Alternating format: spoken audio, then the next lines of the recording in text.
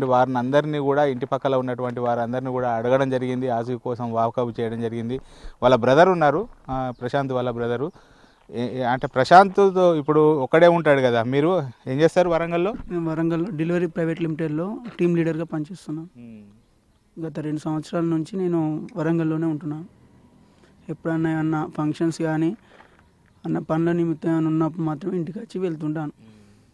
అంటే ఇప్పుడు ఈ ప్రశాంత్ హత్య కంటే ముందు ఒక 2 రోజులు దాదాపుగా లేడు కదా, మీకంటే ఏమన్నా ఇన్ఫర్మేషన్ ఉందా? మీ తమ్ముడు కనబడతలేరు అని చెప్పి ఎవరన్నా చెప్పిరా మీకు?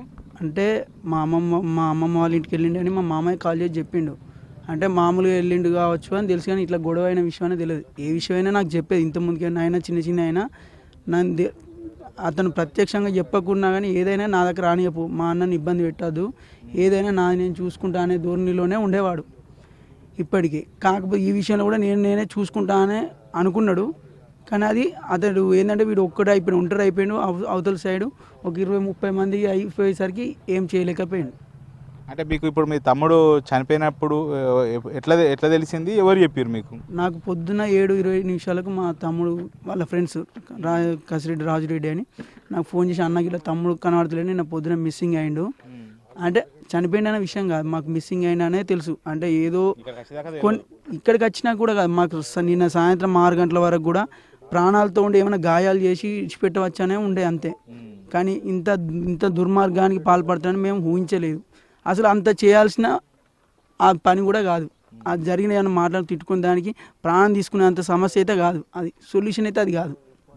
మీ తమ్ముని డెడ్ బాడీ నిన్న చూశారు కదా మీరు హాస్పిటల్ లోపల, అంటే ఒంటిపైన ఎలాంటి గాయాలు ఉన్నాయి, ఎక్కడెక్కడ ఉన్నాయి? ఇక్కడ మెడకాయ కోసారండి, 12 mm మందం కోసారు, 12 సెంటీమీటర్స్ మందం ఈ మెడకాయ కోసారు. ఇంకా మనం పక్క బొక్కలు మొత్తం ఇరిగినాయి, రాళ్ళు ఎత్తేసారు దానిపైన. కాళ్ళు చేతుల పైన మొత్తం, కాళ్ళు 2 చేతులు 2 కాళ్ళు మొత్తం ఇరిచారు. తలకు గాయాలైనా ఇక మొత్తం ఇక ఏంటంటే పనికి రాకుండా చంపదామనే ఉద్దేశంతో వాళ్ళు ఎట్లయినా చంపాలని ఇక ఆ గాయాలతో చనిపోవాలన్నట్టు అట్లా చేసారు. పోలీసులకు అంటే ఫిర్యాదు చేసిరా పలానా వ్యక్తుల మీద అనుమానాలు ఉన్నాయి? నేను నాకు వరంగల్లో తెలియడంతోనే వెంటనే నాకు 7:30కు తెలిసిన వెంటనే డైరెక్ట్ డయల్ 100 కాల్ చేసి బ్లూ కోర్స్ వాళ్ళకు సమాచారం ఇవ్వడం జరిగింది. వాళ్ళు వెంటనే ఇక్కడికి వచ్చి ఎంక్వైరీ చేయడం, లోకల్ తెలుసుకొని గాలించడం, తిరగడం ప్రయత్నం చేశారు. వెంటనే నేను సిపి గారికి నేరుగా నెంబర్ మన అభిషేక్ మహంత్ గారికి ఫోన్ చేసి, సార్ ఇట్లా ఈ సమస్య ఉంది సార్, ఒకవేళ ఇన్ కేసు అంటే నష్టం జరగకపోయింటే ప్రాణాలతోటన్నా కాపాడుకునే మీరైతేనే మాకు న్యాయం చేయగలరు సార్ అని మెసేజ్ కూడా పెట్టడం జరిగింది. ఆయన కూడా ఫోన్కి స్పందించి ఆయన లీవ్లో ఉన్నా కూడా, సార్ లీవ్లో ఉన్నాడట, లీవ్లో ఉన్నా కూడా లోకల్ వాళ్ళకి ఇంటిమేషన్ ఇచ్చి ఫాలోఅప్ చేయడం జరిగింది. చివరగా మీ తమ్ముడిని అత్యంత దారుణంగా కొట్టి చంపారు కదా, మీరు ఏం కోరుకుంటారు? అంటే ఆ వ్యక్తులకు ఎలాంటి శిక్ష పడాలని కోరుకుంటారు? పోలీసులు ఏమి వేడుకుంటారు? నేను ఒకటే చెప్తున్నాను, అతనికి లోకల్లో ఆయన మ్యానిపులేట్ చేస్తాడు. నాకేంటంటే నాకు న్యాయం జరగాలి, న్యాయం కావాలి. ఆ న్యాయం ఏంటిదంటే ఇంకొకసారి ఇప్పుడు నా తమ్ముడు జరిగిన నష్టం ఇంకొకరికి జరగద్దు. అంటే ఈ ప్రవృత్తిలోకి రావాలంటేనే భయపడాలి. అరే ఇట్లా ఇప్పుడు వెనుకటి కాలంగా ఓలో బెదిరించి బతుకుదాం అనే ఆ ధోరణి అనేది ఆలోచనే రావద్దు. ఈ దాంతో ఇప్పటి వరకు పచ్చులు ఏ గొడవలైనా ఏమైందో కానీ ఈ మా తమ్ముడు ఒక్కడి నష్టంతో వీళ్ళంతా ప్రశాంతంగా ఉండాలి.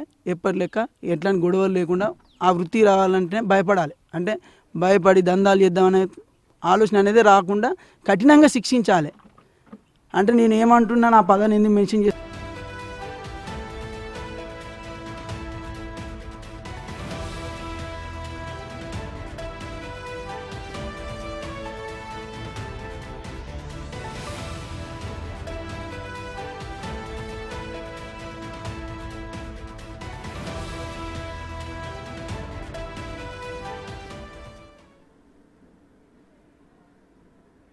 రైట్, ఈ మర్డర్ మిస్టరీకి సంబంధించి మరిన్ని వివరాల్లోకి వెళ్ళినట్లయితే రౌడీ షీటర్లు ఇద్దరు కూడా ఒకరికొకరు చంపుతామని ఛాలెంజ్ విసురుకున్న ఆడియో వైరల్గా మారింది. ఛాలెంజ్ విసిరినట్లుగానే రమేష్ అతడి అనుచరుడు ప్రశాంత్ రెడ్డిని హత్య చేశారు. ఇద్దరి మధ్య జరిగిన గ్యాంగ్ వార్ ఒకరి ప్రాణం తీసేలా చేసింది. ఒక రౌడీ షీటర్ను చంపడం అంటే ఆషామాషి కాదని భావించిన నిందితులు తమదైన శైలిలో ప్లాన్ చేసుకున్నారు. గ్రామంలో రెక్కీ నిర్వహించి చంపేందుకు ఉన్న అవకాశాలను చర్చించుకున్నారు. ఇటు ప్రశాంత్ రెడ్డి కోసము రమేష్ అనుచరులు అందరూ కూడా ఇటు ఒకరోజు మొత్తం కూడా, అంటే దాదాపుగా సోమవారం ఆదివారం నాడు రాత్రి నుంచి సోమవారం వరకు కూడా ప్రశాంత్ రెడ్డి ఆచూకీ కోసము వెతుకుతున్నారు. ఈ నేపథ్యం లోపల ప్రశాంత్ రెడ్డి ఎలాగైనా ఏదైతే ఆ గ్రామం నుంచి తప్పించుకోవాలని చెప్పి ప్రస్తుతం మనం ఉన్నటువంటి ఈ ఊటూరు గ్రామానికి ఆ గ్రామం నుంచి ఈ గ్రామము అంటే ఊటూరు గ్రామము దాదాపుగా 5 కిలోమీటర్లు వస్తుంది. ఒక మిత్రుని సహాయంతో ఇక్కడ ఊటూరు గ్రామం రావడం జరిగింది. ఈ ఊటూరు గ్రామం లోపల ఉన్నటువంటి ఈ శివాలయం ఏదైతే ఉందో ఈ టెంపుల్ పరిసరాల ప్రాంతం లోపలనే ఆశ్రయము తీసుకున్నట్టుగా తెలుస్తుంది. ఎవరైతే రమేష్ యొక్క అనుచరులు అందరూ కూడా ప్రశాంత్ రెడ్డి కోసము వెతుకుతూ ఇక్కడ శివాలయంకు వద్దకు రావడం జరిగింది. ఇక్కడ ఒక మిత్రుని వద్ద ఆశ్రయం కల్పించున్నటువంటి నేపథ్యం లోపల ఈ టెంపుల్ యొక్క పరిసరాల ప్రాంతాలకు కూడా రావడం జరిగింది. అయితే మిత్రుని వద్దకు వచ్చి అతని నెంబర్ తీసుకొని ఫోన్ చేసేటువంటి క్రమం లోపల ఈ శివాలయం పరిసరాల ప్రాంతం లోపలనే ప్రశాంత్ యొక్క ఫోన్ రింగ్ అవడంతో ఇటు తనను చంపడానికే రమేష్ అనుచరులు వచ్చారని చెప్పి ఈ శివాలయం నుంచి వెనుకకు పరిగెత్తేటువంటి క్రమం లోపల ఆ బావిలో పడ్డాడు. ఆ బావి లోపల ఆ రోజు పడేటువంటి సమయం లోపల ఇక్కడి నుంచి ఎంత దూరం పరిగెత్తాడు, ఆ బావి లోపల పడ్డ తర్వాత పరిస్థితి ఏందో ఇప్పుడు ఒకసారి తెలుసుకుందాం. రమేష్ తనని చంపడానికి అనుచరులతో కలిసి తిరుగుతున్నాడని తెలుసుకున్న ప్రశాంత్ ఊటూరుకు వెళ్లి ఓ శివాలయంలో తలదాచుకోగా ఉదయం పూట అతని ఆచూకీ కనుక్కుని వెళ్లగా తప్పించుకునే ప్రయత్నంలో బావిలో పడిపోయాడు. బావిలో పడిన ప్రశాంత్పై 10 మందికి పైగా అనుచరులతో దాడులు చేయించాడు. రాళ్ల దాడి అనంతరం ప్రశాంత్కు తాడులు కట్టి వాహనంతో సినిమా తరహాలో లాక్కుని వెళ్లే ప్రయత్నం చేయగా గ్రామస్తులు అడ్డుకున్నట్టు తెలుస్తోంది. ఊటూరు నుంచి వేగురుపల్లి బ్రిడ్జి వరకు 5 కిలోమీటర్ల వరకు ప్రశాంత్పై దాడి చేస్తూ తీసుకెళ్లి కత్తితో గొంతును కోసి చంపి అక్కడి వాగులో పడేసినట్టుగా సమాచారం. అనంతరం నిందితులు హైదరాబాద్ పరారయ్యారు. హత్య విషయం లోపల ఇటు దాదాపుగా 3 రోజుల నుంచి కూడా హైడ్రామా కొనసాగుతుంది. సోమవారం రోజు ప్రశాంత్ రెడ్డి కోసము ఇటు రమేష్ అనుచరులు మొత్తం మంది కూడా వెతికేటువంటి సమయం లోపల సోమవారం నాడు రాత్రి సమయం లోపల ఇక్కడ ఉన్నటువంటి శివాలయం ఏదైతే ఉందో శివాలయం లోపలనే అతడు తలదాచుకోవడం జరిగింది. అంటే ఒక మిత్రుడు అతని మిత్రుడు ఇదే ఊటూరు లోపల ఉండడంతో ఇక్కడికి వచ్చి ఇటు దాక్కోవడం జరిగింది. ఇక్కడ ప్రశాంత్ యొక్క ఆచూకీ కోసము రమేష్ అనుచరులు అందరూ కూడా ఇక్కడికి శివాలయంకు రావడం జరిగింది. అంటే ఉదయం పూట రాత్రంతా కూడా వెతికారు. రాత్రంతా వెతికి మంగళవారం రోజు దాదాపుగా ఉదయం పూట స్వాములందరూ కూడా పూజలు చేసుకునేటువంటి సమయం లోపల ఇక్కడికి రావడం జరిగింది. ఆ క్షణం లోపల తన కోసం వచ్చారని చెప్పి ఇటు ప్రశాంత్ ఆ శివాలయం నుంచి బయటకు ఇటు ఉరికి వచ్చేటువంటి సమయం లోపల 3 దారులు ఉన్నాయి. ఇటు శివాలయం వెనుక వైపు నుంచి ఒక దారి, తర్వాత ఇటు కనబడుతున్నటువంటి అదొక దారి, తర్వాత ఇటొక దారి, 3 దారిలో నుంచి కూడా ఇటు దాదాపుగా అందరూ కూడా వెంబడించడం జరిగింది. ప్రశాంత్ రెడ్డి ఆ శివాలయం నుంచి ఉరుక్కుంటూ వచ్చి ఇక్కడ మనకు కనబడుతున్నటువంటి ఈ పాడుబడ్డ బావి ఏదైతే ఉందో ఈ బావిలోకి పడడం జరిగింది. మొత్తం కూడా ఇది నీరు లేదు, మొత్తం కూడా పాడుబడ్డ బావి. ఈ పాడుబడ్డ బావి లోపలనే పడడం జరిగింది. మనకి ఇక్కడ విజువల్స్ లోపల కూడా క్లియర్గా చూడొచ్చు. ప్రశాంత్ రెడ్డిని అత్యంత కిరాతకంగా ఈ బావి లోపలనే రమేష్ అనుచరులు దాడి చేయడం జరిగింది. దాదాపుగా వారు మద్యం సేవించి ఉన్నారు. ఆ మద్యం సేవించడంతో ఇటు మద్యం బాటిళ్ళు, తర్వాత ఇక్కడ కర్రలు, తర్వాత ఇటు బండలతో మొత్తం కూడా దాడి చేయడం జరిగింది. మనకి ఇంకా క్లియర్గా విజువల్స్ లోపల కూడా అక్కడ మనకు కట్టెపైన రక్తపు మరకలు కనబడుతున్నాయి. ప్రశాంత్ రెడ్డి యొక్క రక్త మరకలు, అక్కడ బాటిల్ పైన కూడా ప్రశాంత్ రెడ్డి యొక్క రక్తపు మరకలు కనబడుతున్నాయి. ఇదే బావి లోపల దాదాపుగా అత్యంత పాశవికంగా అత్యంత క్రూరంగా ఇటు ప్రశాంత్ రెడ్డి పైన దాడి చేయడం జరిగింది. ఈ దాడి చేసేటువంటి క్రమం లోపలనే దాడి చేసి అతన్ని ఒక తాడు సహాయంతో ఇటు జిప్సీకి తాడు కట్టి అతన్ని పైకి జిప్సీ సహాయంతో పైకి లాగేటువంటి ప్రయత్నం చేశారు. కానీ ఇక్కడ శివాలయం లోపల ఉన్నటువంటి స్వాములు అందరూ కూడా గొడవ చేయడం జరిగింది. గొడవ చేయడంతో ఆ ప్రశాంత్ రెడ్డికి తలకు బిగించినటువంటి తాడును అతన్ని బాడీకి కట్టి ఇక్కడ ఈ బావి నుంచే ప్రశాంత్ రెడ్డిని బయటకు లాగడం జరిగింది. ఇక్కడ మనకు విజువల్స్ లోపల కూడా క్లియర్గా చూడొచ్చు. ఆ రోజు ఆ సమయం లోపల వాళ్ళంతా కూడా వాహనం లోపల రావడం జరిగింది. ఆ వాహనము వచ్చినటువంటి ఆనవాళ్ళు ఇంకా కూడా చెరిగిపోలేదు. ఏదైతే మంగళవారం ఉదయం ఇదే రహదారి గుండా రావడం జరిగింది. తర్వాత ప్రశాంత్ ఈ బావిలో నుంచి అతని యొక్క దాదాపుగా మొత్తం పూర్తి స్థాయిలో దాడి చేశారు. అతడు చనిపోయాడు అని చెప్పి వారు అనుకున్న తర్వాతనే ఇంకా కొద్దిగా కొనపానం ఉన్నది, ఎలాగైనా ప్రశాంత్ను మట్టు పెట్టాలని చెప్పి ఇదే బావి నుంచి జిప్సీ సాయంతో తాడు కట్టి బయటకు లావడం జరిగింది.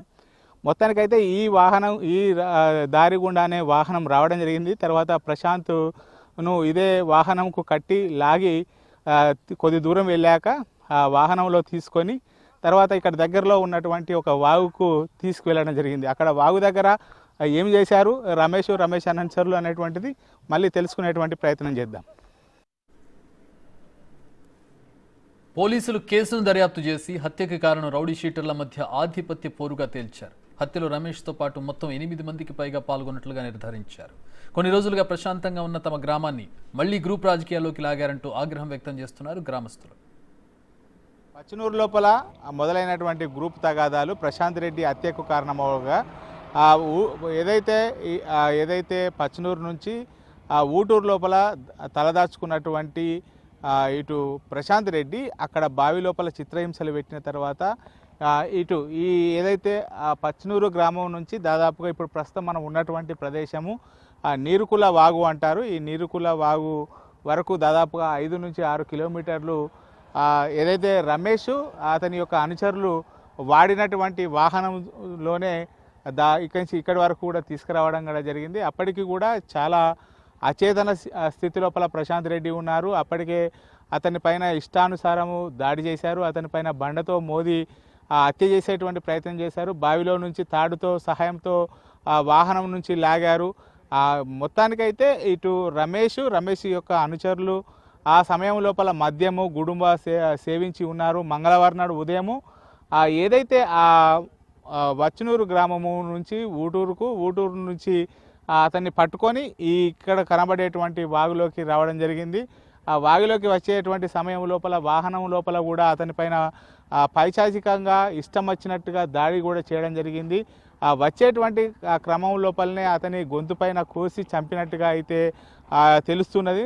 వచ్చేటువంటి క్రమం లోపల వాహనం లోపలనే మొత్తం గొంతు లోపల ఇటు కోయడంతో దాదాపుగా 2 ఇంచుల వరకు కూడా గొంతు తెగి ఉందని చెప్పి ప్రత్యక్ష సాక్షులు చెప్తున్నారు, వాళ్ళ కుటుంబ సభ్యులు చెప్తున్నారు. ఇక్కడ ఏదైతే మనకి ఇక్కడ విజువల్స్ లోపల కనబడుతుందో ఇది ఇక్కడ నీరుకుల్ల సంబంధించినటువంటి గ్రామం అయినటువంటి రంగనాయకుల గుట్ట. ఈ రంగనాయకుల గుట్ట వద్దనే ఇక్కడ ప్రశాంత్ రెడ్డిని హత్య చేసి అక్కడ మనకు కనబడేటువంటి ఏదైతే తుంగ ఈ వాగు ఉంటుంది, మానేరు వాగు ప్రాంతం లోపల ఇటు పరిసరాల లోపల గట్టుపైన తుంగ ఉన్నటువంటి తుంగ లోపలనే ఇటు ప్రశాంత్ రెడ్డిని ఇక్కడ వదిలేసి వెళ్ళారని చెప్పి తెలుస్తున్నది. మంగళవారం నాడు ఉదయము ఇక్కడికి పడేసిన తర్వాత ఈ గుట్ట పరిసరాల ప్రాంతంలో పడేసిన తర్వాత ప్రశాంత్ రెడ్డి యొక్క ఆచూకీ కోసము ఇటు కుటుంబ సభ్యులు వెతకడం జరిగింది. తర్వాత ఇక్కడ ఈ రంగనాయకుల గుట్ట వద్ద కూడా ఒక తెలియని ఇటు శవము కనబడడంతో పోలీసులకు సమాచారం ఇచ్చారు. దాదాపుగా మంగళవారం ఉదయం నుంచి కూడా పోలీసులు ప్రశాంత్ రెడ్డి యొక్క మృతదేహాన్ని ఇటు ప్రశాంత్ రెడ్డి యొక్క ఆచూకీని కనుక్కోవడానికి అయితే వెతుకుతున్నారు. లాస్ట్కు చివరికి ప్రశాంత్ రెడ్డి యొక్క మృతదేహం ఇక్కడ కనబడడం జరిగింది. మొత్తానికైతే ఉదయం ఆ రోజు సోమవారం నాడు రాత్రి నుంచి ప్రారంభమైనటువంటి ఆ గ్రూపు తగాదాలు, గ్రూపు లొల్లీలు ఇటు రమేష్ మరియు వర్సెస్ ప్రశాంత్ రెడ్డిగా ఉన్నటువంటిది ఇక్కడ నీరుకుల్ల వాగు లోపల లాస్ట్కు ప్రశాంత్ రెడ్డి శవమై కనిపించారు. మొత్తానికైతే ఏదైతే ఆ గ్రామం లోపల గ్రూప్ తగాదాల నేపథ్యం లోపల మొదలైనటువంటి గొడవలు చివరికి అతని ప్రాణం కూడా తీసినటువంటి పరిస్థితి కనబడుతుంది. చిన్న ఒక భూమి పంచాయతీ లోపలనే వీరిద్దరు గొడవ పడ్డారు. ఎప్పుడు కూడా ఇటు రమేష్ ప్రశాంత్ రెడ్డి ఇద్దరు కూడా ఎదురుపడ్డటువంటి సందర్భాలు లేవు అని చెప్పి చెప్తున్నారు. ఆ గ్రూపు తగాదాల లోపల భూమి విషయం లోపలనే వీళ్ళిద్దరు ఫోన్లో తిట్టుకోవడం జరిగింది. నన్ను దూషిస్తావా అంటే నన్ను దూషిస్తావా అని చెప్పి ఇద్దరు ఒకరినొకరు చంపుతామని చెప్పి వార్నింగ్ కూడా ఇచ్చుకున్నారు. ఇటు రమేష్ ఖచ్చితంగా ఈరోజు నీ శవం చూస్తా అని చెప్పినటువంటి సోమవారం నాడు రాత్రి చెప్పడం జరిగింది. మంగళవారం రోజు ఉదయం వరకు కూడా అతడు శవమై కనిపించాడు. మొత్తానికైతే దీనిపైన పోలీసులు అయితే ఇప్పటికే విచారణను వేగవంతం చేశారు. ఇటు అంతకులు అయితే ఇప్పటికీ ఇక్కంచెలి ఆ మృతదేహాన్ని ఇక్కడ వదిలేసిన తర్వాత వాళ్ళు హైదరాబాద్ పారిపోయినట్టుగా తెలుస్తున్నది. హైదరాబాద్ లోపల వారు ఉన్నటువంటి సమాచారం పోలీసులు సేకరించడం జరిగింది. హైదరాబాద్ లోపల మనకున్నటువంటి సమాచారం మేరకు ఎవరైతే నిందితులు ఉన్నారో ఆ నిందితులను పోలీసులు పట్టుకున్నట్టుగా తెలుస్తుంది. మొత్తానికైతే తమ కొడుకు ఏ విధంగా అయితే చిత్రహింసలు పడుతూ చనిపోయాడో అదే చిత్రబాధ ఖచ్చితంగా రమేష్ను కూడా చావు అతన్ని ఎన్కౌంటర్ చేసి చంపాలని చెప్పి అయితే ఇటు కుటుంబ సభ్యులు చెప్తున్నటువంటి పరిస్థితి కనబడుతుంది. Camera person